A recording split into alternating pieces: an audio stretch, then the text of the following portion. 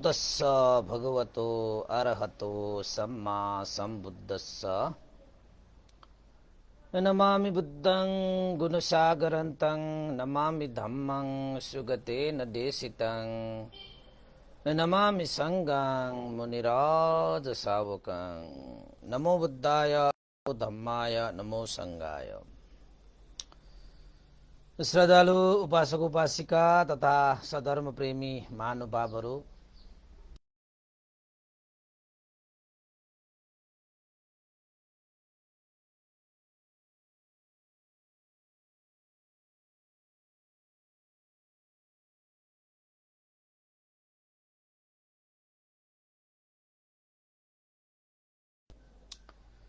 सदा चाहिँ देश विदेशबाट फेसबुक लाइभ धर्म देशना प्रत्यक्ष वा अप्रत्यक्ष देशना सुनिरहनुहुने सम्पूर्ण उपासक उपासिका तथा सधर्म प्रेमी महानुभावहरूमा म भिक्षु इमलो श्री सिद्धिमंगल बुद्ध विहार सिद्धिपुर साना गाउँ थसी महालक्ष्मी नगरपालिका वडा नम्बर 6 बुद्ध मार्ग ललितपुरबाट सबैलाई मैत्रीपूर्ण न्यानो न्यानो स्वागत टक्राउन चाहे। त उपासक उपासिका तथा सधर्म प्रेमी महानुभावहरू, आजको हाम्रो धर्म देशना ग्रन्थको हिसाबले मिलिन्द प्रश्न नामक ग्रन्थबाटै हामीले देशना गर्दै आइरहेका छौं र आजदेखि हामीले चाहिँ मेन्दक प्रश्न यानि कि मिलिन्द प्रश्नमा पनि मेन्दक प्रश्न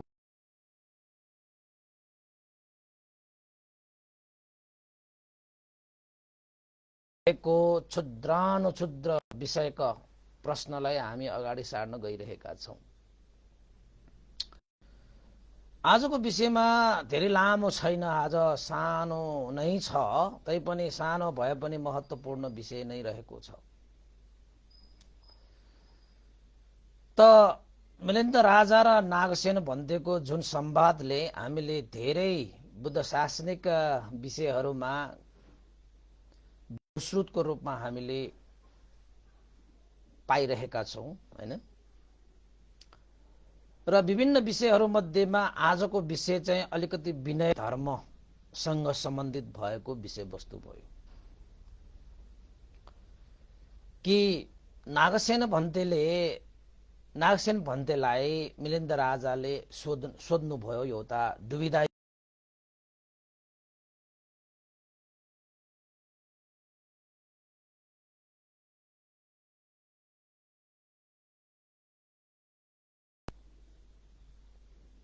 जति पनि उपदेशहरू गरेको छु ती सम्पूर्ण उपदेशहरू जानेरै गरेको छु, बुझेरै गरेको छु, थाहा पाएरै गरेको छु र अनुभव गरेरै गरेको छु हैन। जति पनि उहाँले चाहे ती कुराहरू मनुष्य मात्रको लागि देशना गर्नुभयो, चाहे ती देवताहरूको लागि देशना गर्नुभयो, ती सम्पूर्ण देशनाहरू चाहिँ भगवान बुद्धले आफूले पूर्ण रूपमा जानेर, पूर्ण रूपमा बुझेर र आफूले ती कुराहरूको अनुभव गरेर भगवान बुद्धले देशना गर्नुभएको हो।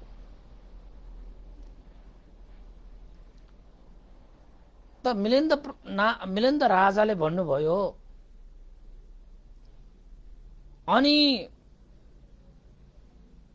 भगवान बुद्धले यो पनि भन्नुभएको छ भन्ते नागसेन कि मेरो महापरिनिर्वाण पछि यदि संघले उचित ठानेमा साना तिना नियमहरूलाई परिवर्तन गर्न सक्दछ, साना तिना नियमहरूलाई बदल्न पनि सक्छ भनेर पनि भन्नुभएको छ। त यहाँनिर दुविधा के हो भने नागसेन भन्ते उहाँले सबै कुरा जानेर बुझेर अनुभव गरेर सम्पूर्ण कुराहरू देशना गरिएको छ भने उहाँले चाहिँ सानातिना नियमहरूलाई परिवर्तन गर्न सक्नुहुन्छ यदि संघले आवश्यक ठानेमा, बदल्न सक्नेछ यदि संघले चाहिँ आवश्यक ठानेमा, त्यसरी पनि भन्नुभएको छ। यदि बदल्नु पर्ने ती नियमहरू भगवान बुद्धले बनाउनु भएको भए उहाँले सबै कुरा नजानेर ती नियमहरू बनाउनु भएको हो कि उहाँलाई थाहा नभएर चाहिँ सम्पूर्ण कुराहरू यी नियमहरू सानातिना नियमहरू बनाउनु भएको हो कि? अब उहाँ त सर्वज्ञ तथागत भगवान शास्ता भनेपछि एकातिर सर्वज्ञ तथागत जसले आदि मध्य र अन्तसम्मको सबै कुराहरू जानेका बुझेका, अर्कोतर्फ के विषय रह्यो त भन्दाखेरि भविष्यमा तथागत महापरिनिर्वाण भइसकेपछि श्रावक संघले आवश्यक ठानेमा सानातिना नियमलाई परिवर्तन गर्न सक्छ, बदल्न सक्छ भन्ने यो विषय चाहिँ अलिकति दुविधायुक्त भयो भन्टे। कि उहाँ सर्वज्ञ तथागत बुद्धले बनाउनु भएको नियम त आदि मध्य र अन्तसम्म पनि त्यो लागू हुने गरी जानेर बुझेर देशना गर्नुभएको त्यो नियमहरू चाहिँ प्रज्ञप्त गर्नुभएको विनयहरू प्रज्ञप्त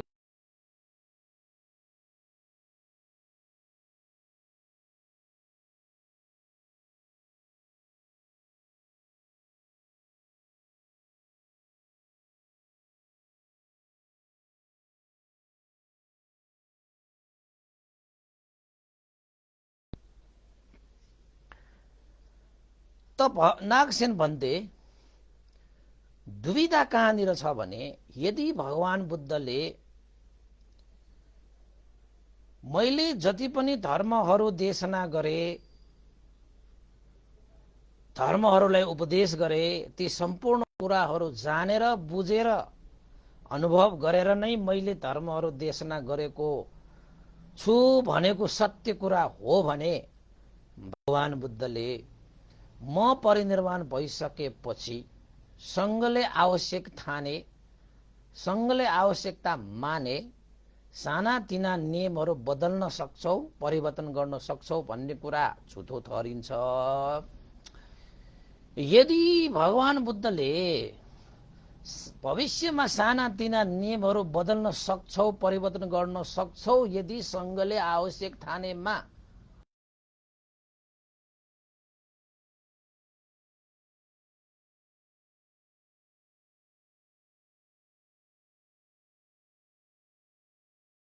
छ। यो दुईटा विषयमा पनि चाहिँ अलिकति यो विषय पनि दुविधायुक्त छ, एक आपसमा बाजिएको छ। त नागसेन भन्थे यो विषयलाई चाहिँ तपाईले अलिकति प्रस्ताइदिनु पर्यो हैन कि भगवान बुद्धले जानेर बुझेर धर्म देशना गर्नुहुन्छ, नजानेर नबुझेर होइन। र यो पनि भन्नुभयो कि भविष्यमा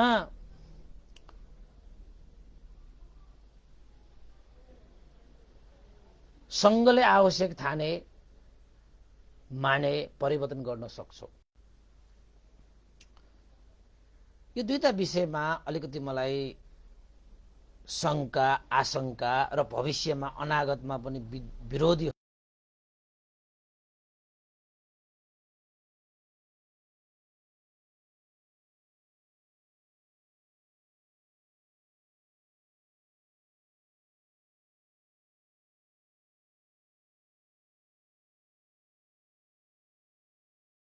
नागसेन भनेर मिलिन्द राजाले नागसेन भन्तेलाई प्रश्न राख्नु भएको हैन। अब हुन पनि हो, तपाईहरुको लागि पनि अलिकति सोच्ने मान्छेहरुलाई त यो कुरा सही जस्तो पनि लाग्छ हैन। उहाँले आफैले चाहिँ तपाईको चाहिँ धर्मचक्र प्रवर्तन सूत्र देशना गर्नु हुँदाखेरि उहाँले सम्पूर्ण कुराहरू जानेरै बुझेरै अनुभव गरेरै हैन उहाँले चाहिँ सम्पूर्ण धर्महरू प्राप्त गरेर देशना गरिएका हुन्। यो धर्मचक्र प्रवर्तन सूत्रलाई तपाईहरुले सुन्नुभयो भने यो कुरा तपाईहरुलाई प्रष्ट हुन्छ। र अर्को कुरा उहाँ चाहिँ 80 वर्षको उमेरमा उहाँ परिनिर्वाण हुनुभयो हैन।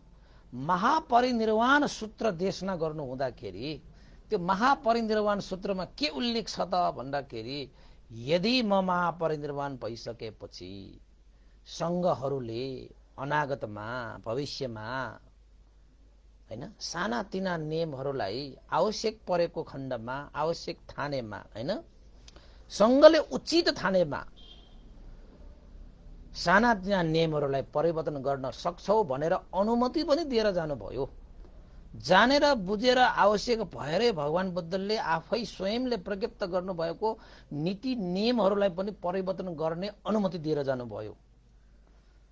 के ती नियमहरू चाहिँ अनागतमा हैन आदि मध्य र अन्तसम्म पनि कल्याण हुने उसपल भगवान बुद्धको धर्ममा के उहाँले ती विनयहरू प्रज्ञप्त गर्नुभएका साना तिनाहरू चाहिँ भविष्यको लागि कल्याण नहुने खाले नियमहरू हो त भन्ने प्रश्न चाहिँ उब्जिनु स्वाभाविकै हो हैन। त्यसपछि नागसेन भन्तेले भन्नुभयो, महाराज मिलिन्द, भगवान बुद्धले माथिका दुईटा कुराहरू स्पष्ट रूपमा भन्नुभएकै हो। धर्मचक्र प्रवर्तन सूत्र र महापरिनिर्वाण सूत्रमा यी दुईटा कुराहरू भन्नुभएकै हो। पक्कै भन्नुभएको हो कि भगवान बुद्धले चाहिँ जति पनि देशना गर्नुभयो उपदेशहरू गर्नुभयो ती देशनाहरू चाहिँ त्यत्तिकै कल्पना विचार र चिन्तनाले ती देशनाहरू गरिएका होइनन्। ती सम्पूर्ण धर्महरू उपदेश गर्नुभएको चिज जानेर उपदेश गरेका हुन्, नजानेर होइन। बुझेर उपदेश गरेका हुन्, नबुझेर होइन। अनुभव गरेर उपदेश गरेका हुन्, अनुभव नगरिकन होइन। त उसपल भगवान बुद्धले धर्म पनि प्रज्ञप्त गर्नुभयो, विनय पनि प्रज्ञप्त गर्नुभयो, त्यो पनि जानेरै प्रज्ञप्त गर्नुभयो, नजानेर होइन। तपाईको बुद्ध शासनमा धेरै नीति नियमहरू छन्, धेरै नीति नियमहरू छन्। भिक्षुहरूको 227 वटा नियम पालन गर्नुपर्छ। ढुङ्गाधारीहरूले अझै बढाएर 13 वटा त अझै थपेर छ त्यहाँ हैन। कति छ कति छ, यो त मूल यो नियमहरू हो। यसमा चाहिँ अब तपाईको चाहिँ हैन ससाना नियमहरू त कति छ हैन। त भगवान बुद्धले यो किन भन्नुभएको त भन्दाखेरि रे नागसेन भन्तेले मिलिन्द राजालाई भन्नुभयो, वास्तवमा भगवान बुद्धले भिक्षुहरूको एक किसिमले परीक्षण गर्नको निमित्त नै भगवान बुद्धले यो कुरा भन्नुभएको हो कि मैले यसो भन्दै गर्दाखेरि ती भिक्षुहरूले ती साना तिना नियमहरूलाई झिकिदिन्छन् कि या उनीहरूले वृद्धि गरेर लान्छन्, यो पनि म हेरौं भनेर भिक्षु संघको क्षमतालाई परीक्षण गर्नको निमित्त भगवान बुद्धले यो अनुमति दिनुभएको हो। महाराज तपाईलाई म एउटा उपमा दिन्छु। नागसेन भन्तेले मिलिन्द राजाले भनेको जस्तै एउटा चक्रवर्ती राजा जसले आफ्नो राज्य महासमुद्रको किनारासम्म पनि राज्य फैलाएको हुन्छ हैन। अब चक्रवर्ती राजा भनेको त संसारमा हैन सारा राज्यहरूलाई जितेर सारा राजाहरूको पनि राजा, आफ्नो अधिकार सारा चारै दिशामा चाहिँ फैलाएको हुन्छ चक्रवर्ती राजाहरूले। त त्यस्तो एउटा राजाले राजकुमारहरूलाई भनोस् कि ए राजकुमारहरू,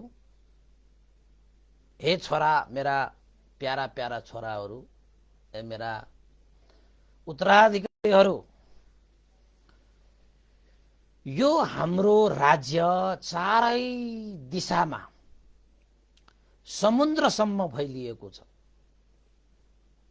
चारै दिशामा चाहिँ समुद्रसम्म फैलिएको छ।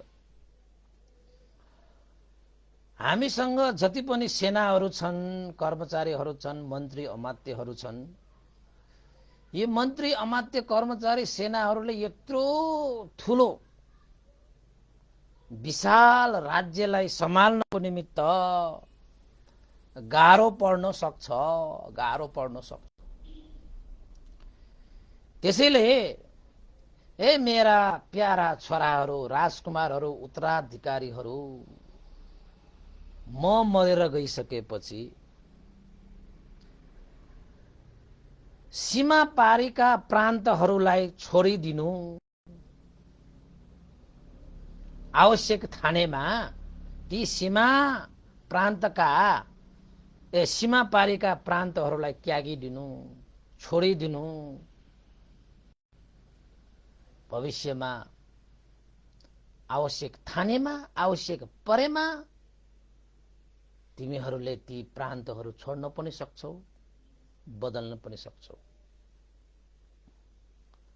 भनेर एकजना चक्रवर्ती राजाले आफ्ना छोरा, राजकुमार, उत्तराधिकारीहरूलाई त्यसो भन्दै गर्दाखेरि के ती राजकुमारहरू, उत्तराधिकारी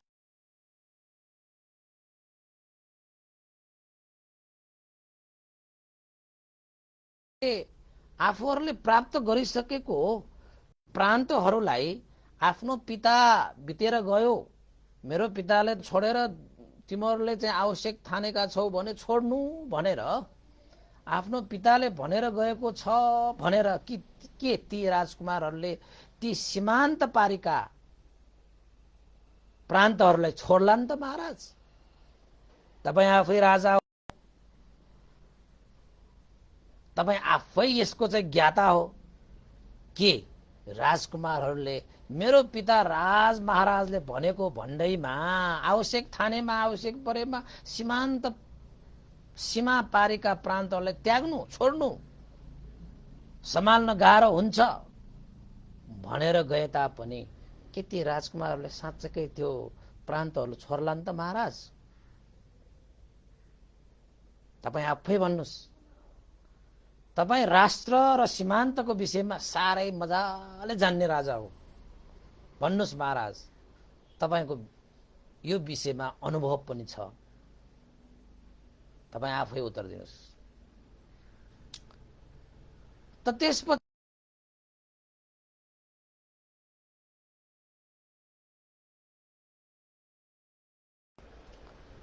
एउटा चक्रवर्ती राजाले आवश्यक ठानेमा, आवश्यक परेमा हे छोराहरू, हे राजकुमारहरू, हे उत्तराधिकारीहरू सीमा पारीका प्रान्तहरू त्यागिदिनु भनेर गए तापनि ती राजकुमारहरूले पक्कै पनि ती सीमाका प्रान्तहरू छोड्ने छैनन्, पक्कै छोड्ने छैनन्। किन महाराज, किन छोड्दैन? भन्थे नागसेन, राजकुमारहरू भनेकाहरू त महत्त्वकांक्षी हुन्छन्, आफ्ना पिताहरूले बढाएको सीमा भन्दा पनि अझै आफ्नो राष्ट्रलाई चाहिँ विकसित गरेर अझै आफ्नो सिमाना फैलाउन पो चाहन्छन् त राजकुमारहरू भनेका। कहाँ हाम्रा पिताले चाहिँ यसरी आवश्यक ठानेमा, आवश्यक परेमा ती सीमान्त प्रान्तहरूलाई चाहिँ त्याग्नु भनेर गएको भन्दैमा ती राजकुमारले छोड्नेवालामा छैन। बरु सक्छ भने झनै चाहिँ ती राजकुमारले राष्ट्रको आफ्नो सिमाना चाहिँ बढाउने प्रयत्न गर्छ, छोड्दैनन् भन्थे, पक्कै छोड्दैनन्।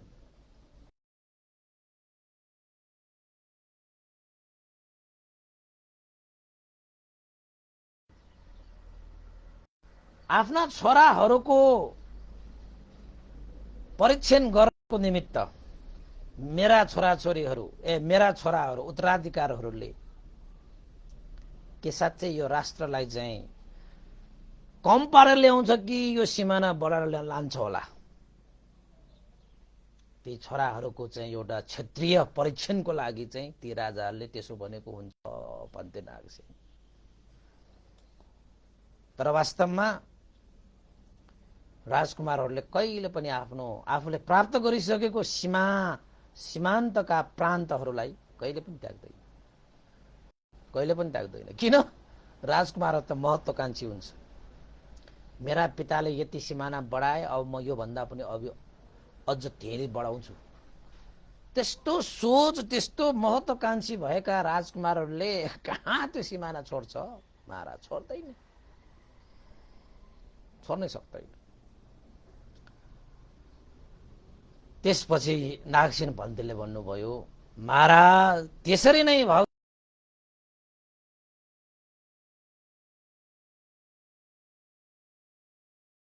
को परीक्षा गर्नको निमित्त नै यो कुरा भन्नुभएको थियो कि म महापरिनिर्वाण भइसकेपछि अनागतमा भविष्यमा संघले उचित ठाने सानातिना नियमहरूलाई बदल्न सक्छौ, परिवर्तन गर्न सक्छौ। तर महाराज धर्मको महत्त्वकांक्षी भिक्षुहरू, दुःखबाट मुक्त हुन चाहने उद्देश्य लक्ष्य राखेर प्रवजित बिताएर जीवन बिताउन आएका ती भिक्षुहरू करिब करिब 250 नियमहरू पालना गर्नेछन्। नियमहरूलाई कहिले पनि छाड्ने छैन। नियमहरूलाई कहिले पनि छाड्ने छैन। यही कुरा भगवान बुद्धले जानेरै बुझेरै यो कुरा भन्नुभएको। यो कुरा भन्नुभएको त आवश्यक परिहाले, आवश्यक संघले ठानिहाले, परिवर्तन गर्ने अनुमति पनि दिएर जानुभयो। त्यो पनि भगवान बुद्धले जानेरै हो, बुझेरै हो, नजानेर होइन, नबुझेर होइन। समय एकनाश हुँदैन। किन त भन्दाखेरि संसार त अनित्य छ। यहाँ परिवर्तन भइरहेको छ, परिवर्तन भइरहेको छ, परिवर्तन भइरहेको छ। त समय अन्तरालमा विभिन्न नियमहरू थप्नु पर्ने, घटाउनु पर्ने अवस्था पनि आउन सक्ला। तर त्यो कुनै व्यक्तिले त्यो नियम नीतिहरू बनाउने होइन। त्यो भनेको संघले उचित ठानेर आवश्यकता अनुसार बदल्न सक्छौ भनेर भगवान बुद्धले नै नियम बनाउनु भएको छ। त संघले चाहे भने, उचित ठाने भने नियमहरू परिवर्तन गर्न सक्छ, नियमहरू बदल्न सक्छ भन्ने एउटा मार्ग चित्र प्रशस्त गरेर भगवान बुद्धले जानेरै बुझेरै, सर्वज्ञ भनेको त्यही हो कि बुद्धकालीन भनेको चाहिँ 2500-2600 वर्ष अगाडिको समय हो। सदा त्यस्तै समय रहिरहन्छ त यो संसारमा? रहिरहन्छ? रहिरहँदैन नि। तर मूल आफ्नो प्राण होइन, भगवान बुद्धले सानातिना नियमहरू भनेर भगवान बुद्धले भनेर जानुभएको। ठुल्ठुला चाहिँ भिक्षुत्व नै च्युत हुने खाले होइन, बुद्ध शासन नै तपाईँको चाहिँ लोप हुने खाले त्यस्ता नियमहरूलाई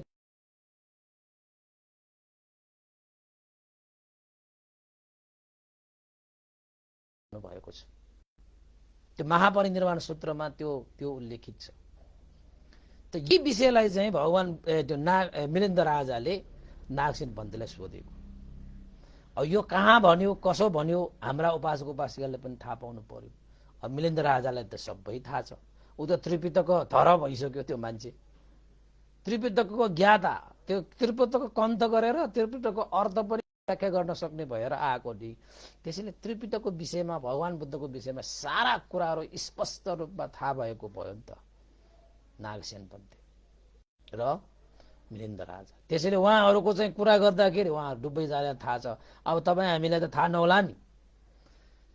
साँच्चै त्यसरी भन्थे, भगवान बुद्धले त्यसरी भन्नुभएको थियो र भन्थे भनेर तपाईँहरूले भन्नुभएको छ।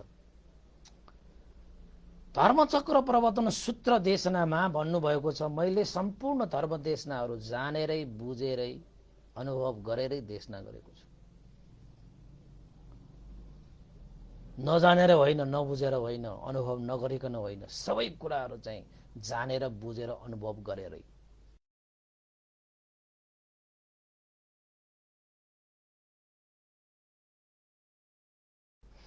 महापरिनिर्वाण सूत्रमा उहाँले भिक्षुहरूलाई सानातिना नियमहरू परिवर्तन गर्ने चाहिँ अनुमति पनि दिएर जानुभएको, यो विषय पनि सही हो। त मिलिन्द राजाले नागसेन भन्तेलाई सोधे, भन्ते नागसेन, भगवान बुद्धले त यो भन्नुभयो कि सानातिना नियमहरूलाई संघले उचित ठाने परिवर्तन गर्न सक्छौ, बदल्न सक्छौ। तर साधारण मान्छेहरूमा होइन, अब भिक्षुहरूमा सानातिना नियमहरूलाई कसरी बुझ्ने त? कुन चाहिँ नियम सानो हो, कुन चाहिँ नियम ठुलो हो? यो सानो र ठुलो नियम के हो भन्ने कुरा, भगवानका कुराहरू त सबै ठुलो लाग्छ, महान लाग्छ, विशाल लाग्छ।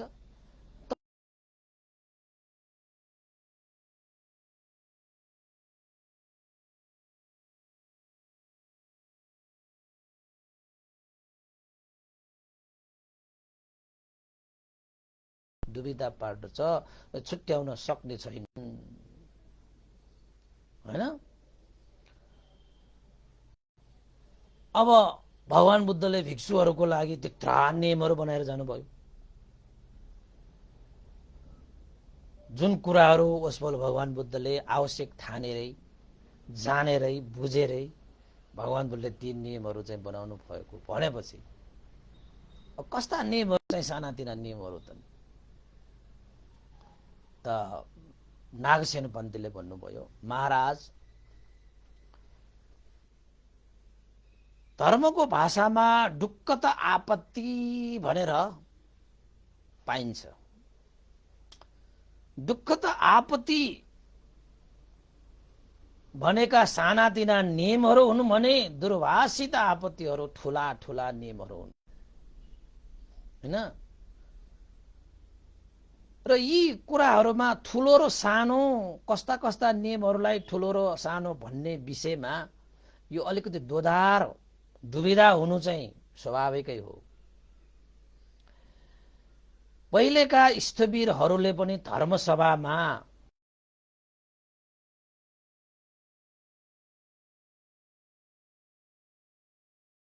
ठुलो सानो के छ, सबै महान छ, महान छ, हैन? ती चाहिँ स्थविरहरूले पनि धर्मसभामा सर्वसम्मत यो साना यो ठुला नियमहरू भनेर निर्णय गर्न सकेका थिएनन्, हैन? यसरी गाह्रो हुनु त स्वाभाविकै हो। तर महाराज जति पनि नियमहरू चाहिँ भगवान बुद्धले प्रज्ञप्त गर्नुभयो बुद्धकालीन समयमा, त भगवान बुद्धलाई यो थाहा थियो कि समय भनेको सधैँ एक नाश हुँदैन। यो अनित्य संसारमा, परिवर्तनशील यो संसारमा सबै समय भनेको एक नाशै हुँदैन। त भगवान बुद्धले जति पनि यो दुःख त आपत्ति भनेर साना साना आपत्तिहरू, साना साना नियमहरू भगवान बुद्धको समयमा बनाउनु भएका ती नियमहरू भविष्यमा चाहिँ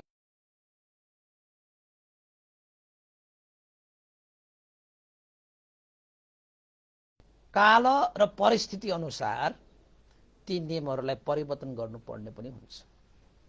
सङ्घले आवश्यक ठाने, आवश्यकता परे, जस्तै तपाईको चाहिँ अब कुनै विदेशमा जस्तो वातावरण यो नेपालमा छैन, नेपालमा जस्तो वातावरण विदेशमा छैन, त्यो हिसाबले पनि सबै कुराहरू सबै ठाउँमा यो चाहिँ विशाल ठुला ठुला नियमहरू चाहिँ समान हुन्छ नै। तर सानातिना नियमहरू सङ्घले, अब विदेशको सङ्घ, यताको सङ्घले अलिकति आफ्नो समय परिस्थिति र काल अनुसार ती नियमहरूलाई चाहिँ परिवर्तन गर्न सक्छ है, बदल्न सक्छ।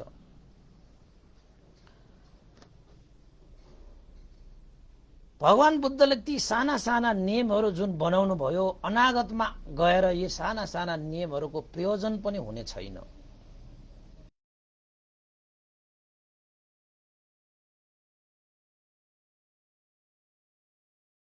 त्यो समयको लागि भगवान बुद्धले साना दुःखद आपत्तिहरूको नियमहरू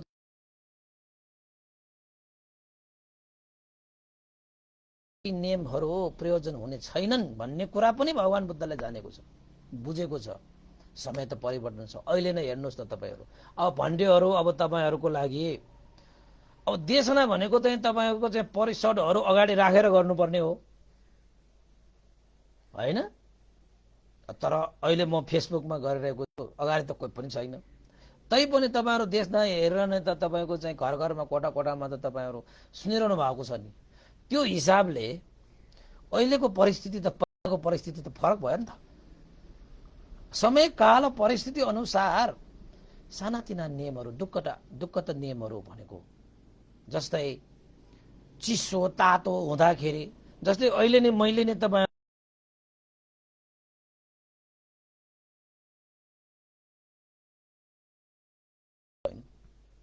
यो वास्तवमा भिक्षुहरूले लगाउने टी सर्ट होइन नि। यो त भगवान बुद्धको शासनमा यस टी सर्ट लगाउने परम्परा छैन।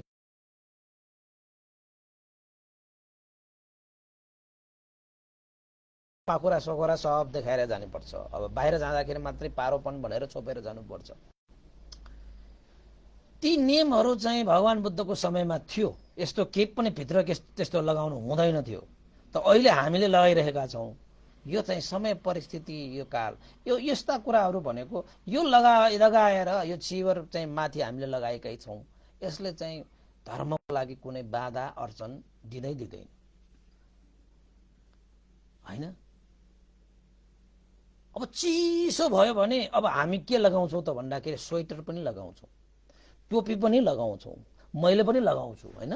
पहिला त म बर्मामा त आउँदाखेरि त्यस्तो टी सर्ट पनि कहिले नलगाउने, टोपी पनि नलगाउने। अब त्यहाँ चाहिँ सधैँ गर्मी त भगवान बुद्धको पालाको ती नियमहरू चाहिँ अब होइन सुत्तै पालन गरे पनि हुन्छ। त्यहाँ चाहिँ अब त्यो टोपी पनि लगाउनै पर्दैन, तपाईँको टी सर्टहरू स्वेटरहरू लगाउनै पर्दैन। तर नेपालमा आइसकेपछि यस्तो हिमाली देशहरूमा होइन, अब चिसो भएको ठाउँमा आफ्नो स्वास्थ्यलाई पनि त अलिकति ख्याल गरेर यो लगाएर धर्म कुनै विनाश हुँदैन। जस्तै तपाईँको चाहिँ मारेरै हिँड्यो, काटेरै हिँड्यो, चोरेरै हिँड्यो, लुटेरै हिँड्यो, जार रक्सी ढोकेरै हिँड्यो भने चाहिँ यो शासनको लागि हानि हो। यस्ता ठुला नियमहरू भइहाल्यो जसले बुद्ध शासनको लागि होइन दूरभाष ती सम्पूर्ण होइन कुराहरू चाहिँ ठुलो सदा कालको लागि नियमै पालन गर्नुपर्ने त्यस्ता नियमहरू चाहिँ ठुला नियमहरू भयो। यस्ता सानातिना नियमहरू जस्तै यो लुगा लगाएन, यस्ता कुराहरू भनेको चाहिँ दुःख त हो। दुःख त नियमहरू, सानोतिनो नियमहरू होइन। अब स्वेटर लगाएको छु अब हामीले त भगवान बुद्धलाई यही कुरा थाहा थियो कि अनागतमा गएर अहिले जुन नियमहरू बनाएको छ केही कुराहरू चाहिँ अनागतमा त्यो प्रयोजन हुने छैन। त्यही जानेर भगवान बुद्धले अन्तिम समयमा होइन पहिल्यै भन्नु भएन नि, महापरिनिर्वाण सूत्र भनेको त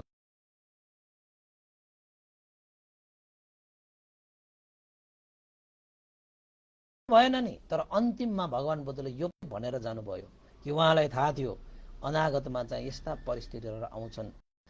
समय बदलिन्छ, परिस्थिति बदलिन्छ, काल बदलिन्छ, आवश्यकता बदलिन्छ होइन। जुन आवश्यकता परिस्थितिले बुद्ध शासनको लागि कुनै हानि नोक्सानी नहोस् त्यस्ता विषयहरूलाई चाहिँ परिवर्तन गर्न सक्छ, बदल्न सक्छ। त्यो सङ्घले आवश्यक ठानेमा है।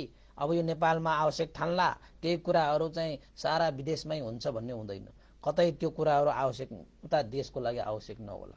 तर बुद्ध शासनको लागि हानि हुने, शिलाचरण भङ्ग हुने, मैत्री करुणा चाहिँ भङ्ग हुने, सदाचार भङ्ग हुने, धर्मको मूल मर्म भङ्ग हुने, बुद्ध शासन चिरस्थायी गर्नको निमित्त बाधा आउने, अर्चन आउने त्यस्ता नियमहरू बनाएर त हुँदैन। अब यो टी सर्ट एउटा लगाएर चाहिँ बुद्ध शासनको लागि के हानि भयो?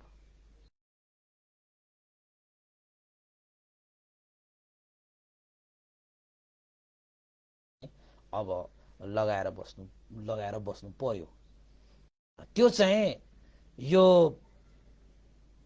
समय परिस्थितिले आवश्यक ठानेको हिसाबबाट यो चिजहरू गरेको, उपास यो चिजहरू गरेको भयो।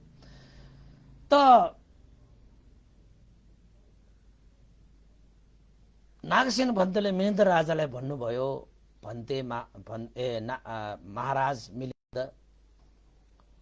भगवान बुद्धले यो दुईटा कुराहरू जुन भन्नुभयो त्यो जानेरै भन्नुभएको हो, बुझेरै भन्नुभएको हो, नजानेर होइन, नबुझेर होइन, आफ्नै कुरालाई बाजिनको लागि यो विषय उत्थान गरेको होइन, मान्छेहरूलाई दुविधामा राख्नको निमित्त यो विषय उत्थान गरेको होइन, हैन। भिक्षु श्रमणहरू र गृहस्थीहरूलाई दोधारमा पार्नको निमित्त पनि भगवान बुद्धले यो कुरा प्रस्ट्याउनु भएको पनि होइन। उहाँलाई त झन् थाहा थियो कि अनागतमा हैन समय परिस्थिति अनुसार त परिवर्तन हुँदै जान्छ। हेर्दै जानुहोस्, तपाईहरूको चाहिँ भनिएको छ बुद्ध शासन लोप हुँदै हुँदै हुँदै हुँदै गएपछि यो चिवर चाहिँ लगाउने पनि हुँदैन पछि त।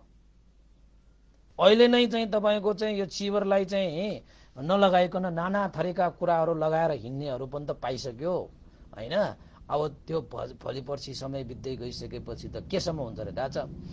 त्यो के भन्छ, त्यो नेवारी भाषामा त कोखा भन्छ नि, कोखा यो घाँटीमा यसो लाउने। नेपाली भाषामा त के भन्छ त्यसलाई? कोखालाई हो। अन्तिममा भिक्षुहरूको चिन्ह भनेर चाहिँ यो चिवरको यो चाहिँ यो कलरको यो रातो हैन यो कोखा लाउँछ के। चिवरको चाहिँ प्रतीकको रूपमा अन्तिममा त भिक्षुहरूले त्यो मात्र लगाउँछ। त्यस्तो समय पनि आउँछ यो संसारमा। त्यसैले यो वास्तवमा यो कोखा लगाउने चलन पनि मेरो विचारमा त्यहाँबाटै सुरु भएको। सेतो र रातो लगाउँछ नि त। तपाईहरु भिक्षु बनाउँदाखेरि पनि तपाईले एकचोटि सेतो वस्त्र लगाउन दिन्छ र त्यसपछि चाहिँ पहेँलो एउटा रातो हैन यो लुगाहरू चाहिँ यो चाहिँ वस्त्रहरू तपाईले लगाउने जसले चिवर बन्छ। त्यो हिसाबबाट कोखा लगाउने चलन पनि यो चाहिँ बौद्ध परम्परा हो कि जस्तो पनि लाग्ने कि। हामीले त्यस्तो लाउँछ नि, त्यो चाहिँ सेतो तपाईको रातो अलिकति पहेँलो भए पनि हुन्छ। अब तपाईको चाहिँ चिवर पनि पहेँलो हुन्छ, रातो हुन्छ, खरानी कलरको हुन्छ। त्यो त कसरी उत्पन्न भयो त्यो चिवरको कलर भन्ने कुरा पनि मैले पहिला भनिसकेको छु हैन। भगवान बुद्धले त पहेँलो चिवर लगाउनु हुन्थ्यो, कोही भिक्षुहरूले चाहिँ खैरो चिवर लगाउनु हुन्थ्यो। खैरो भनेको चाहिँ तपाईको के हो त खरानी कलरको, कसैले त रातो चिवर लगाउनु हुन्थ्यो। त्यो किन त भन्दाखेरि त्यो पनि एक किसिम भगवान बुद्धकै पालादेखि नै ढुङ्गाधारीहरू जो चाहिँ मसानमा बस्छन् तिनीहरूले त कस्तो चिवर लगाउँछ, खरानी कलरको चिवर लगाउँछ हैन। किन त भन्दाखेरि उनीहरूले आफ्नो यो वस्त्रलाई चाहिँ रंग लगाउँदाखेरि खरानीमा डुबाएर खरानीलाई घोलेर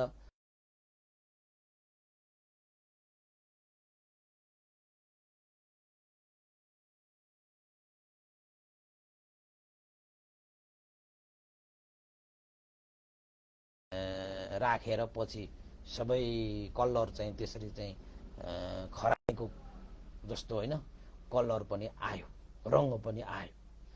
त्यसरी ठाउँ परिस्थिति अनुसार चाहिँ त्यति बेला त अहिले जस्तो ल भन्ते भनेर चाहिँ सिधा आएर चाहिँ तयार भएको वस्त्रहरू त्यो चिवरहरू त्यति बेला दान गर्ने भन्ने परम्परा थिएन। गाह्रो छ परम्परा चाहिँ छ, तर चाहिँ कस्तो त भन्दाखेरि सबैले त्यस्तो दिने हुँदैन।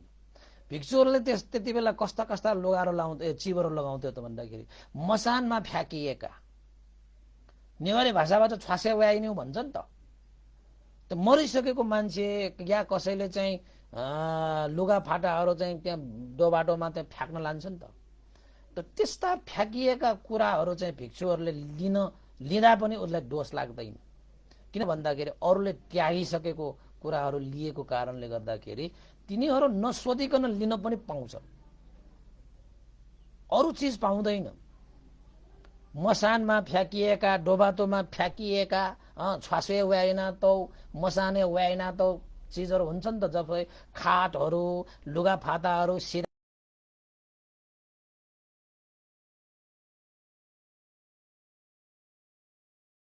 भिक्षुहरूलाई चाहिँ यो वस्त्र हैन, यो चिवर वस्त्र हैन त्यस्तो दान गर्ने त्यस्तो धेरै थिएन।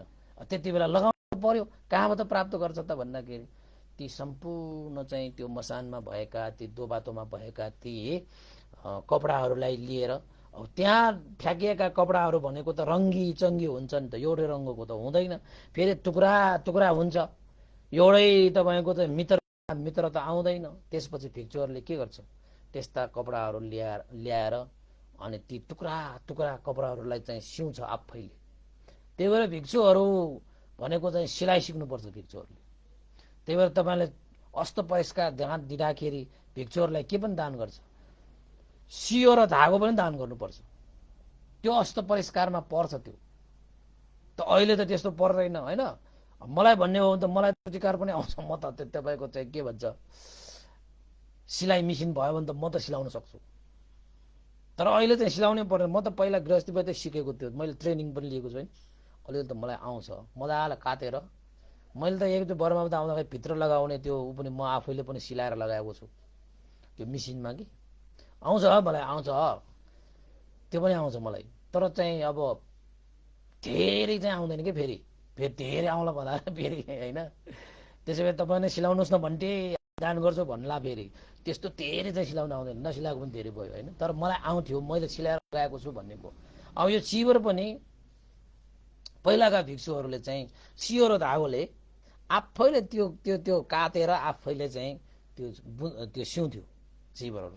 अनि टुक्रा टुक्रा टुक्रा टुक्रा टुक्रा टुक्रा टुक्रा टुक्रा टुक्रा कति टुक्रा नि। अनि फेरि त्यो टुक्रा टुक्रा भएको कपडालाई चाहिँ सिलाएर फेरि सिधा सिधा यसो यो चिवरलाई हेर्नुहोस् तपाईँहरू। यो चिवरमा चाहिँ यहाँ सिलाएको छ, त्यहाँ सिलाएको छ, यताबाट सिलाएको छ, उताबाट सिलाएको छ।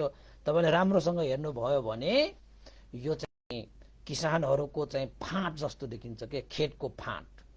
यो पनि चाहिँ किसानहरूको खेतको फाँट जस्तै। यो त धर्मको यो चाहिँ भूमि हो कि, धर्मको भूमि। त्यसैले चाहिँ जसले पुण्य रूपी बिउ रोप्न चाहन्छ यो चिवरधारीहरूलाई तपाईले दान गरेको, तपाईलाई शील पालन गरेको, तपाईले ध्यान भावना गरेको, यो चिवरधारीहरूबाट देशना सुनेको, परित्राण गरेको तपाईलाई धेरै पुण्य लाग्छ कि। यो उर्वरा भूमि हो के पुण्यं खेतं अनुत्तरं भनेर संघको गुणमा छ नि त। यो भनेको पुण्य रूपी खेत हो कि। त्यसैले तपाईसँग भएको राम्रो बिउलाई राम्रो भूमिमा रोपे मात्रै तपाईको चाहिँ महान आनिसंस प्राप्त हुन्छ। अब तपाईलाई श्रद्धा आयो दान गर्ने, यो चिवरधारी यानी कि बुद्ध शासनमा तपाईले दान गर्नुभयो भने तपाईसँग भएको राम्रो बिउ राम्रो उर्वरा भूमिमा रोपेको जस्तो हुन्छ। तपाईले शील लिनुभयो हैन, दान पनि जता गरे पनि हेर्नुहोस् पुण्य त लाग्छ, तर उर्वरा भूमिमा तपाईले बिउ रोप्नु र उर्वरा भूमि नभएको ठाउँमा बिउ रोप्नु चाहिँ फरक हुन्छ। त्यसरी नै यो चिवर भएको ठाउँमा तपाईले दान गर्नु र चिवर नभएको ठाउँमा दान गर्नुमा फरक आकाश र जमिन फरक हुन्छ। यो मैले तपाईलाई सिधा भनिदिएको। आफू चिवरधारी भएर त्यसो भनेको होला भन्नु होला, होइन होइन, गलत ठान्नु होला तपाईले। म चिवरधारी न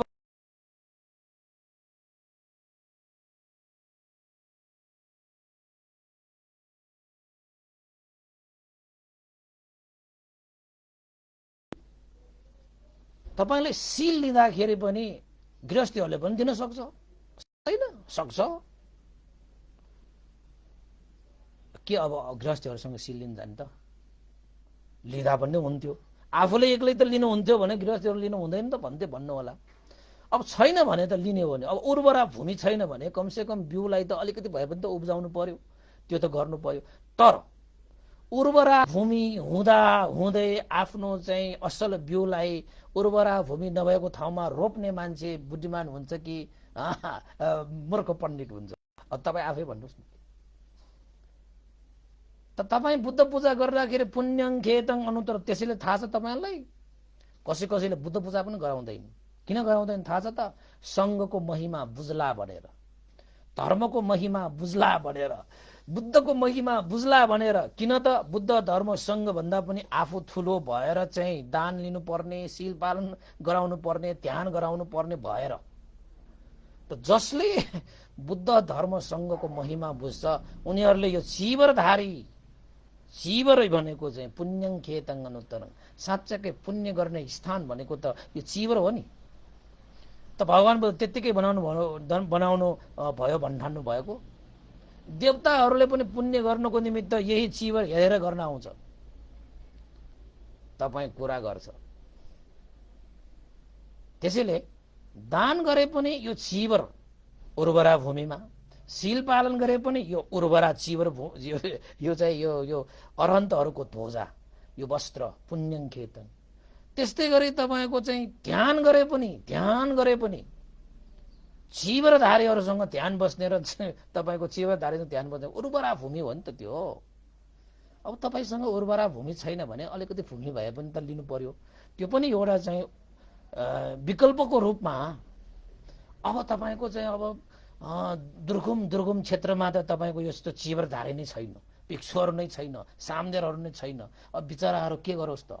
चिबर भएपछि मात्रै अब हामीले धर्मको आस्था होइन हामीले चाहिँ सम्पादन गर्ने भनेर बसिरहने कि आफूले जाने अनुसार अब किताबहरू पढ्ने, शीलहरू लिने, ध्यानहरू गर्ने त होइन। अब नभएको ठाउँमा त त्यति भए पनि त गर्नु पर्यो नि। नहुनु मामा भन्न कान मामा जाति भन्ने जस्तो मात्रै हो त्यो। तर वास्तवमा बुद्ध शासनलाई राम्रोसँग बुझ्नेहरूले चाहिँ सङ्घको गुणलाई सम्झिने हो भने यो चिबर भनेको चाहिँ पुण्यं खेतङ, यो चिबरधारी भनेको चाहिँ पुण्यं खेतङ अनुत्तरङ भनेको चिबरधारी भनेको को? भिक्षु, आर्य सङ्घ।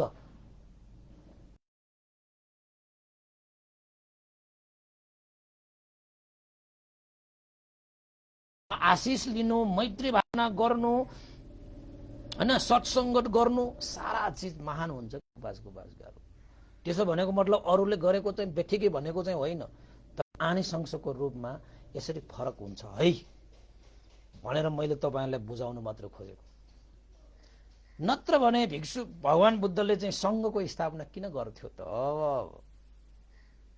सङ्घ भनेको त्यत्तिकै भगवान बुद्धले चाहिँ यो लोकमाथि करुणा राखेर होइन नबनाएको भए आजसम्म पनि हामीले भगवान बुद्धको पालामा जस्तै उर्वरा भूमिमा आफ्नो चाहिँ कुशल उत्तम खाले बिउलाई बिजारोपण गर्ने स्थान आज पाउँदैन थियो होला। तर भगवान बुद्धले चाहिँ त्यस्तो चाहिँ दीर्घकालसम्म हित गर्नको निमित्त सङ्घहरूको प्रादुर्भाव गर्नुभयो, प्रज्ञप्त गर्नुभयो। यति कुरा मैले चिबर नलगाए पनि बोल्न सक्छु म, यति कुरा म चिबर नलगाए पनि भन्न सक्छु म। तर चिबरमा भनिरहेको भएर तपाईँहरूको गौरव हेर्नुहोस्, तपाईँहरूको श्रद्धा हेर्नुहोस्।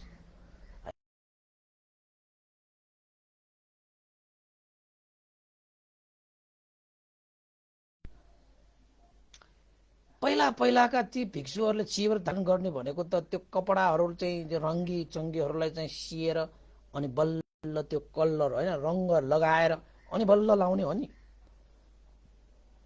यो त खेत समान छ, खेत जस्तो बनाएको हुन्छ प्रतीकको रूपमा होइन। तपाईँको चाहिँ यसमा विभिन्न नियमहरू छन्। यो यो सिलाउँदाखेरि पनि यहाँ यसरी सिलाउनु पर्छ, त्यहाँ त्यसरी सिलाउनु पर्छ भन्ने छ। तपाईँहरूको लुगा जस्तो फेसन गरेर सिलाउनु हुँदैन। यो चाहिँ तपाईँहरूको चाहिँ भगवान बुद्धले वैशाली नगरको त्यो होइन खेतहरूलाई उपमा दिएर आनन्द वास्तविक भन्टेले चाहिँ प्रज्ञप्त गर्नुभएको यो यो चिबर यसरी यसरी यसरी यसरी। पहिला त कस्तो कस्तो थियो, कस्तो कस्तो थियो। त्यसैले चाहिँ भगवान बुद्धले चाहिँ विभिन्न कुराहरू थाहा थियो। त अहिले यो चिबर लगाएको पनि जुन बेला भगवान बुद्धको समयमा होइन भगवान बुद्ध लगाउने चिबर हो यो थेरवाड भिक्षुहरूले लगाउने चिबर भनेको। थेरवाड भिक्षुहरू भनेको कस्तो त भन्दाखेरि भगवान बुद्धको समयमा भगवान बुद्धले जस्तो नियम प्रज्ञप्त गर्नुभएको छ त्यस्तै नियममा बस्ने भिक्षुहरू भनेको भएर थेरवाद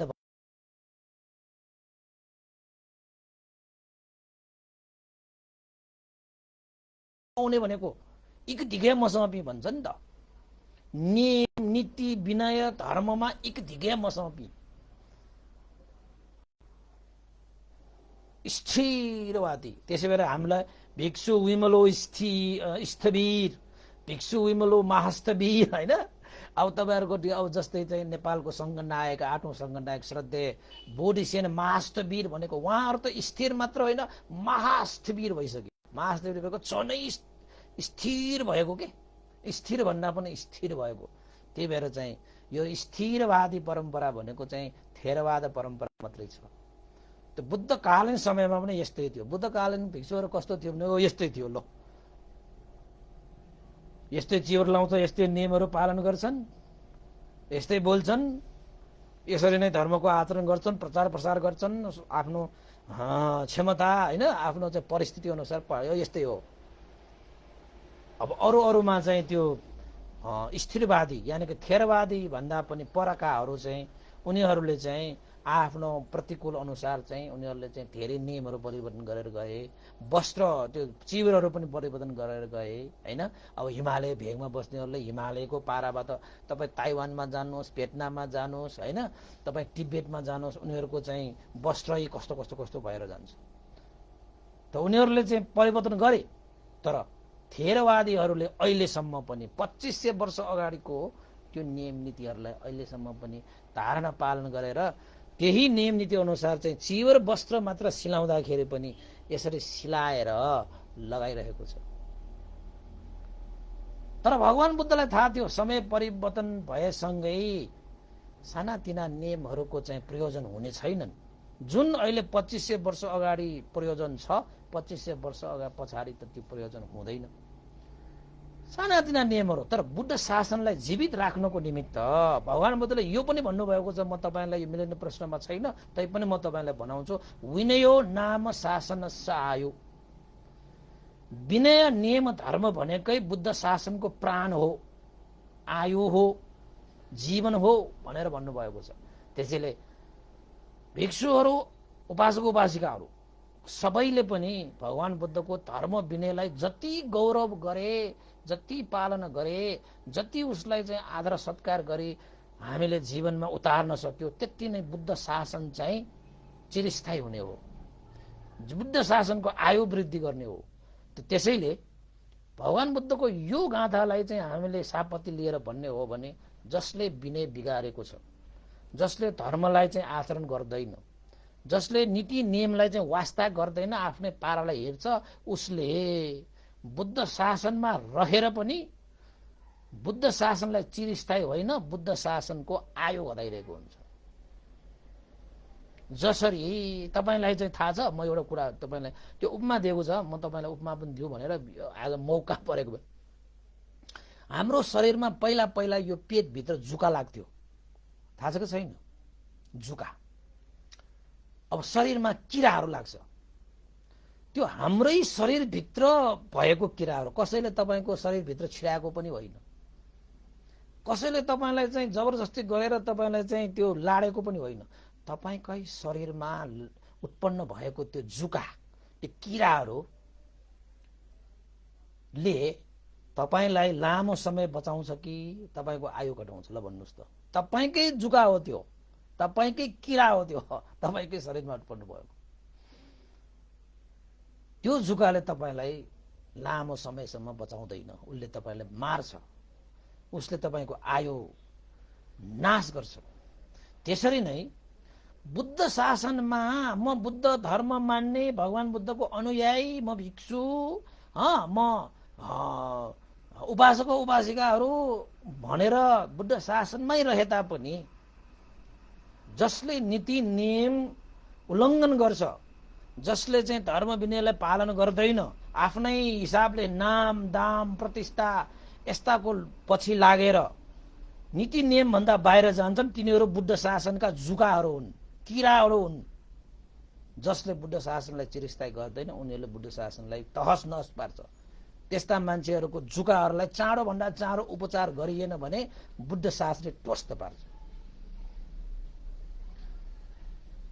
तर त्यस्ता केही नियमहरू पनि छन्, जुन नियमहरू चाहिँ समय काल परिस्थिति अनुसार परिवर्तन गरे पनि हुन्छ, तर सङ्घले उचित ठानेमा भनेर भगवान बुद्धले भविष्यको त्यो कुरालाई जानेरै बुझेरै महापरिनिर्वाण सूत्रमा भन्नुभएको थियो। हे भिक्षुहरू, म महापरिनिर्वाण भइसकेपछि यदि समय परिस्थिति काल अनुसार केही साना टिना नियमहरू परिवर्तन गर्नु परेमा, बदल्नु परेमा संघले उचित ठाने अनुसार परिवर्तन गर्न सक्छ, बदल्न सक्छौ भनेर भगवान बुद्धले अनुमति दिएर जानु भएको। महाराज भगवान बुद्धले त यो सर्वज्ञताको नमुना पेश गर्नु भएको, सर्वज्ञताको उदाहरण दिनुभएको भगवान बुद्धलाई थाहा थियो कि अहिलेको जुन सानातिना नियमहरू भिन्नै परिस्थिति समय काल अनुसार त्यसको प्रयोजन नहुन सक्ला हैन, तर त्यसको लागि संघहरूले आवश्यकता ठाने, उचित ठाने परिवर्तन गर्न सक्छौ। त म बर्माबाट आउँदाखेरि यस्तो लाउँदैन थिएँ। अनि मेरो गुरु बर्माका स्याडो उपन्दिता विवंश आउनुभयो, म भेट्न गएँ। मैले चाहिँ यो केप पनि लगाएको थिएन, यो ओढ्ने चाहिँ थियो।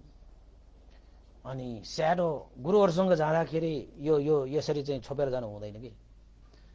अनि म गएँ त स्याडोले के भन्नुभयो, नेपालमा त चिसो छ नि बाबु, त्यसैले समय परिस्थिति अनुसार यहाँ ओर्ने लगाएर हिँड, होइन भने स्वास्थ्य खराब हुन्छ। स्वास्थ्य सबभन्दा ठुलो धन हो। स्वास्थ्य त्यस्तो धन नै गुमाएर बुद्ध शासनको चिरस्थायी के कसरी गर्न सक्छौ? लगाऊ, नेपालमा यस्तो जाडो छ, यस्तो चिसो छ, आफ्नो स्वास्थ्यको त ख्याल गर न। यति गरेर चाहिँ बुद्ध शासन हुने होइन। यस्ता सानातिना नियमहरू भगवान बुद्धले अनुमति दिनुभएको छ। अरे ल, बर्मामा यस्तो यस्तो त के पनि लाउँदैन हामी, यही चियर मात्र लाएर पसिनै पसिना त्यस्तो। अहिले त यहाँ त टोपी पनि लाउँछु, अनि चिसो भयो भने त टाउको पनि दुख्छ, टोपी पनि लगाए पनि हुन्छ भनेर भन्नुभयो बा स्यारोजीले। ल ठिक छ, मैले त्यति बेलादेखि मैले अनि लगाएँ। त्यस्तो भयो हैन। अनि म पैसा पनि नसुन्ने हैन, पैसा हातमा त कहिले नलिने। अनि त्यसपछि गाडीमा जाँदाखेरि म के गर्ने। पहिला त सामनेर एकजना थियो, सामनेरले उ गर्थ्यो, सामनेर पनि भएन, त्यो पनि छोडेर गयो हैन पछि विश्रान्तिको। अब गाडीमा जाँदाखेरि पैसा त छिक्नु पर्यो, छुनु पर्यो, के गर्ने? किताबमा राख्ने कि एउटा उपासकलाई किताबमा राख्न लगाइदिने। अब जस्तै यो सिद्धिपुरबाट लौनखेलसम्म जाँदाखेरि कति पैसा लाग्छ हैन, त्यो पैसा चाहिँ ठ्याक्क ठ्याक्क किताबमा राख्ने कि। अनि खलासीले पैसा माग्दाखेरि किताब यसो खोलिदिने के मैले, ल लिनुहोस् भन्छु कि। अनि कोही कोहीले चाहिँ खुटखुट लिन्छ, कुनै कुनै खलासीहरूले चाहिँ तपाईँ नै दिनुहोस् न, त्यो किताबमा म लिन्न कि, तपाईँ नै दिनुहोस् भन्छ। कस्तो अप्ठ्यारो। होइन के होइन, ल्यो यो मैले ठिक्क पारेर राखेको छु कि भन्छु।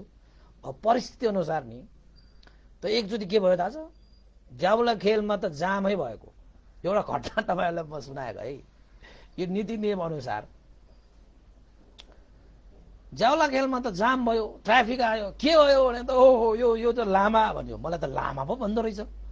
लामा त उनीहरूले लामै ठाने होला, तर भिक्षु र लामा त फरक हुन्छ नि त होइन। जाम भयो, गाडीहरू सबै जाम भइसकेपछि ट्राफिक आएर के भयो भनेर आएको। हुन चाहिँ घटना चाहिँ के भएको रहेछ त भन्दाखेरि, म चाहिँ लगन खेलबाट तपाईँको चाहिँ ज्याउल खेलसम्म मात्रै जानुपर्ने। अनि त्यसपछि म गाडीमै गएँ, हतार भयो होइन, गाडीमा गएँ। त्यहाँबाट पनि त्यति बेला चाहिँ 12 रुपियाँ लिन्थ्यो कि पैसा, मलाई अहिलेसम्म याद थियो।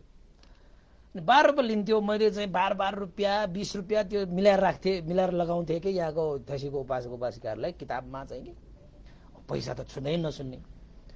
अनि त्यसपछि चाहिँ जाउला खेलमा पुग्दाखेरि खलासीले, कन्डक्टरले भनौँ है, खलासी भनेर नाम अर्को आयो क्या है, अब के गर्ने है भन्नै पर्यो।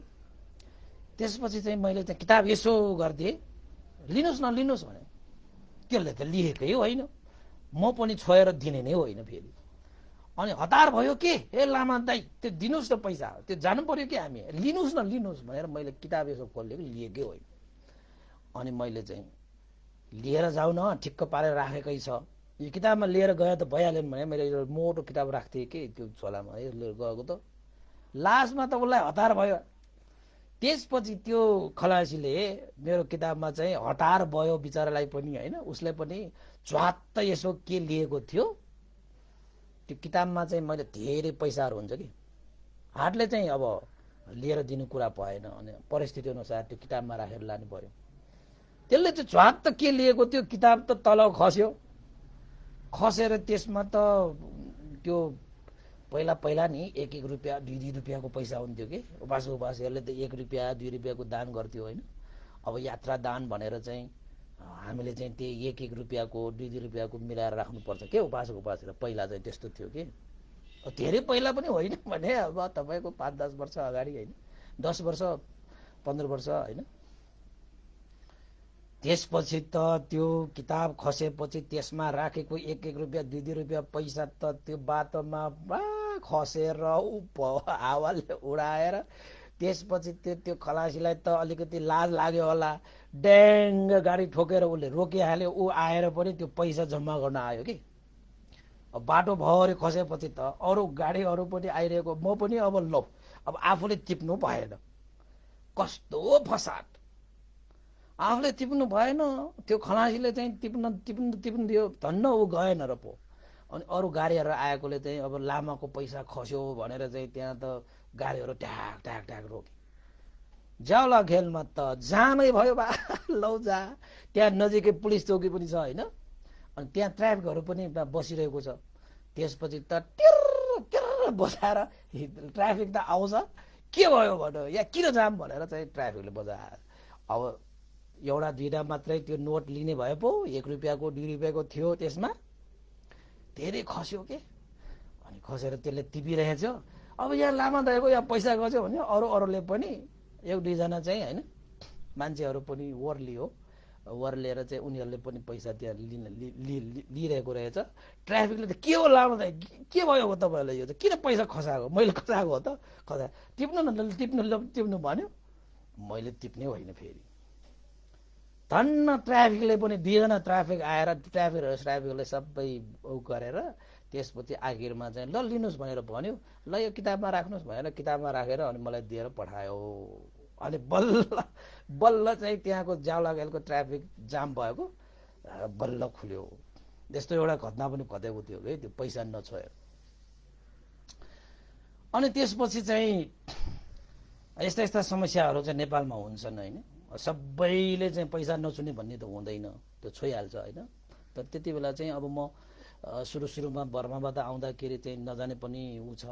त्यसपछि स्याडोहरू गुरुवर भन्टेहरूलाई पनि भने यस्तो त समस्या भयो होइन। अब त्यो पैसा छुने सम्बन्धमा नेपालमा चाहिँ परिस्थिति अनुसार गर्ने,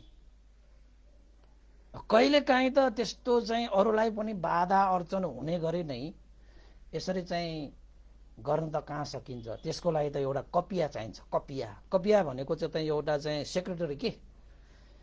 विदेशमा चाहिँ भिक्षुहरूको एउटा कपिया हुन्छ, ठुल्ठुलो भिक्षुहरूको। कहीँ बाहिर जाँदै गयो भने उसले पैसा हुनेको छुनै पर्दैन। सबै उसको सेक्रेटरी जो छ यानि कि सेक्रेटरी भनौँ न अहिलेको लागि हेर, कपियाले सबै व्यवस्था गर्थ्यो। अब मेरो त छैन। त्यसपछि हाम्रो स्यारोजीले भन्नुभएको समय परिस्थिति अनुसार यसमा चाहिँ गर है, नियम पालन गर्नु राम्रो हो, सक्दो गर। तर आवश्यकतै पर्यो, अवस्था त्यस्तो आयो। अब नेपालमा त कस्तो रहेछ, एकचोटि म चाहिँ ब्यागमा यसो पैसा लिएर बसिरहेको, एकजना उपासिका आयो। कस्तो उपासिका थाहा छैन, दान गरेको ल ब्यागमा राख न, हातमा ल्याउ न, पैसा दान गरेको भनेको ब्यागमा राख भन्नेले भनेर भन्छ बा। यसो हेरे कस्तो उपासक रहेछ बाबा, हातमा नलिएको दान भनेको हुँदैन, ल हातमै लिऊ भन्छ बा। अनि एकजना मेरो सँगै बसेको भन्देले त अब मैले चाहिँ पैसा त्यसरी हातमा लिँदैन भन्ने कुरा थाहा थियो। अनि त्यो भन्देले पनि भयो नि उपासिका, ब्यागमा राखेर गयो त भइहाल्यो। भन्देले चाहिँ ब्यागमा राख्नु भन्नुभएको चाहिँ अनुमति दिनुभएको भनेको लिएकै त हो नि भनेर बिस्तारै एकजना नजिकको भिक्षुले सम्झाउँदाखेरि मान्दैन। मेरो हातै समाएर ल भनेर चाहिँ हातमै लागेर गयो। अब त्यस्तै परिस्थितिमा त त्यो आवश्यकता होइन, त्यो त्यो परिस्थिति अनुसार त्यो गरिएको भयो। र मलाई गुरुले त्यसरी पनि अनुमति दिनु भएकोले पनि त्यस्तै परिस्थिति भयो भने चाहिँ त्यो गर्नै पर्यो। कहीँ कहीँ त त्यस्तो भइहाल्छ। नत्र भने अहिले पनि म तपाईँहरूलाई दान गरेँ भने हातैमा दान लिने भनेको चलन चाहिँ अहिलेसम्म पनि छैन। यहाँ चाहिँ अब बिहारमा त सबैलाई थाहा छ, त्यही भएर चाहिँ भन्तेलाई चाहिँ हातमा दान दिने होइन, पात्रमा दान दिनुपर्छ भनेर म चाहिँ यहाँ बिहारमा तपाईँहरू आउनुभयो भने मेरो अगाडि जहिले पनि एउटा पात्र भइरहेको हुन्छ। कसैले दान दिनु पर्यो भने पात्रमा दान गरेर जान्छ। यहाँ उपासकहरूलाई त थाहा छ, बाहिर बाहिर त थाहा छैन, कस्तो अप्ठ्यारो हुन्छ। अब उपासकहरूलाई चाहिँ थाहा छैन, अनि थाहा नभएपछि अब भिक्षुले यो उयोबाट भन्दैले यस्तो गर्छ भन्ने पनि थाहा हुँदैन नि होइन। अरूले पनि अब त्यो सबैले पहिलादेखि चाहिँ बुद्ध शासनमा ठुला ठुला भिक्षुहरूले कि त्यो गरेर कपियाहरू राख्न सक्ने पनि परिस्थिति छैन होइन। त्यही भएर पनि नेपालको सन्दर्भमा त्यो चाहिँ भइरहेको छ भन्ने कुरा तपाईँलाई दर्शाएको होइन। त्यो कुरा चाहिँ भगवान बुद्धलाई पहिल्यै थाहा थियो भनेको कुरा। त्यसैले चाहिँ भगवान बुद्धले समय परिस्थिति र काल अनुसार सानातिना नियमहरूलाई सङ्घको अनुमतिमा, सङ्घले आवश्यक ठानेमा होइन, खाँचो परेको अवस्थामा सङ्घले यसरी बदल्न सक्ने, बदल्न पाउने अनुमति दिएर जान्छु भनेर नै भगवान बुद्धले दिएर जानुभएको महाराज भनेर यो नागसेन भन्तेले मिलिन्द राजालाई देशना गरे। त्यसपछि मिलिन्द राजा चाहिँ साधुकार दिँदै नागसेन भन्तेलाई साधु साधु भन्थे। नागसेन मैले कुरा बुझे, वास्तवमा यो दुईटा कुराहरू एक आपसमा बाजिएको होइन, दुविधायुक्त चाहिँ होइन रहेछ। त वास्तवमा भगवान बुद्धले त अनागत समयको कुरालाई पनि जानेर बुझेर नै यो नीति नियमहरू चाहिँ सङ्घलाई अनुमति दिएर जानुभएको रहेछ। धन्य धन्य भन्थे। तपाईँ जस्तो पण्डितले यस्तो उत्तर नदिए कसले दिएला? भविष्यमा चाहिँ विरोधीहरूले यस्ता कुरालाई चाहिँ भ्रमित पार्न सक्लान्। तपाईँले ती विरोधीहरूको तर्क भ्रम पार्ने सम्भावनालाई चाहिँ छिन्न भिन्न गरिदिनु भयो। धन्य धन्य नागसेन भन्ते, साधुवाद साधुवाद भन्दै मिलिन्द राजाले नागसेन भन्तेलाई साधु अनुमोदन गरे। यो विषय पनि आज सक्यो उपासक उपासिकाहरू है। त्यसैले अब चाहिँ उपासक उपासिकाहरूलाई मैले अब पुण्यानुमोदन गर्नुपर्ने समय पनि आइसकेको छ है। र आज पुण्यानुमोदन गर्नु अगाडि एकजना यहाँ हाम्रा श्रद्धालु उपासक हुनुहुन्छ है। यहाँ उपासकको पनि एउटा चाहिँ यहाँ आज उहाँले लेख्नु भएको छ, श्रद्धेय विमल भन्तेज्यूमा सादर वन्दना। उहाँ चाहिँ तीर्थ गोविन्द महर्जन टीका भैरव लेलेबाट हुनुहुन्छ। उहाँ बिहारमा पनि आउनु भइसकेको छ, धर्म देशनाहरू पनि धेरै सुन्नुहुन्छ है। श्रद्धावान उपासक उपासिकाहरू पनि हुनुहुन्छ। कहिलेकाहीँ यो उपलक्ष्य अवसर भएको बेलामा उहाँहरू पुण्य धर्म सम्पादन गर्नको निमित्त चाहिँ जहिले पनि तयार हुने उपासक उपासिकाहरू हुनुहुन्छ। र उहाँ तीर्थ गोविन्द महर्जन टीका भैरव लेलेका उहाँको श्रीमती श्रावण 1 गते भनेर चाहिँ उहाँको श्रीमती शर्मिला महर्जनको आज जन्मदिन परेको हुनाले भन्तेबाट परित्राण, सुस्वास्थ्य, दीर्घायु, निरोगिता, सफलताको परित्राण पाठ गर्ने, त्यसपछि भोजन गर्ने, त्यसपछि चाहिँ मैत्री प्रसार गर्ने आदि इत्यादि उहाँले पुण्य कुशल सम्पादन गरी बुद्ध शासन चिरस्थायीको लागि भनेर भन्तेको लागि श्रद्धा दान स्वरूप भनेर रु 5100 श्रद्धा दान पनि व्यक्त गर्नु भएको छ। त्यसैले जन्मदिन पर्नुहुने शर्मिला महर्जन टीका भैरव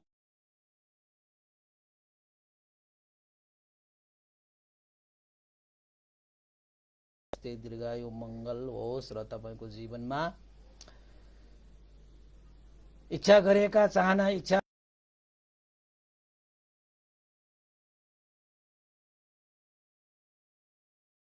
मार्ग फल निर्वाण धर्म पनि प्राप्त गर्न सकोस् र उहाँको श्रीमान तीर्थ गोविन्द महर्जन जो सकल परिवारहरूलाई पनि जीवनमा शान्ति समृद्धि छाओस्, उन्नति प्रगति वृद्धि होस्, गरिरहेको र गर्न लागेका कार्यलाई सिद्ध गर्न सकी, जीवनमा उन्नति प्रगति गर्न सकी, भगवान बुद्धको सधर्मलाई पनि जीवनमा धारण पालना गर्न सकोस् भनेर आशिका पनि व्यक्त गरे। आज पुण्यानुमोदन पनि गर्न चाहे है। धेरै धेरै साधुवाद छ र अरू पनि केही छ भने यहाँ भन्नुपर्ने थियो। छुट्टिएला भन्ने नि डर हुने कि कहिलेकाहीँ चाहिँ छुट्टिएको भए साँझौतिरकोमा पनि भनौँला, त्यो के खेर केही छैन। ल उपासको उपासिका आजलाई यति गरौँ। यो पुण्यको अनुभावले श्रद्धेय गुरुवर ज्ञानपूर्णिको महास्तेवरी भन्ते लगायत श्रद्धेय गुरुवर स्यादौजी उपन्दिता विमंच लगायत सम्पूर्ण गुरुजनहरूमा र सम्पूर्ण देवताहरू, अमनुष्यहरू र सत्व प्राणीहरू र तपाईँ हामी सबैका बितेर जानुभएका ज्ञाति बन्धुहरूलाई यो पुण्य लाभ भई उहाँहरूको पनि हित सुख होस् र देशना सुन्नुहुने प्रत्यक्ष अप्रत्यक्ष देशना सुन्नुहुने सम्पूर्ण उपासक उपासिकाहरूलाई पनि आजको यो पुण्यको अनुभवले सबैको जीवन मङ्गल होस्, कल्याण होस्, जय होस्, सबैको स्वस्ति होस्, मङ्गल होस् भन्दै पुण्यानुमोदन गर्न चाहे। भवतु सर्वमङ्गलम्। इदं नो ज्ञातिनं होतु सुखिता वन्तु ज्ञातयो।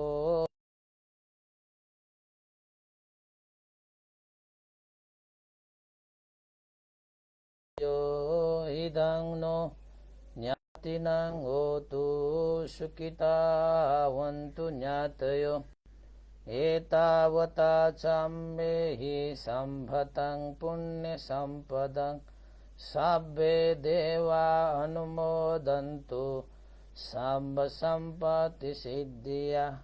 एतावता चाम्बेहि सम्भतं पुण्यसम्पदं साब्बे सत्ता अनुमोदन्तु साम्ब सम्पत्ति सिद्धिया। एतावता साम्बेहि सम्भतं पुण्यसम्पदं साब्बे भूता अनुमोदन्तु साम्ब सम्पत्ति सिद्धिया। साधु साधु साधु। भवतु सब मङ्गलं। सबैको दिन मङ्गलमय होस्, कल्याणमय होस्। सबैलाई साधुवाद।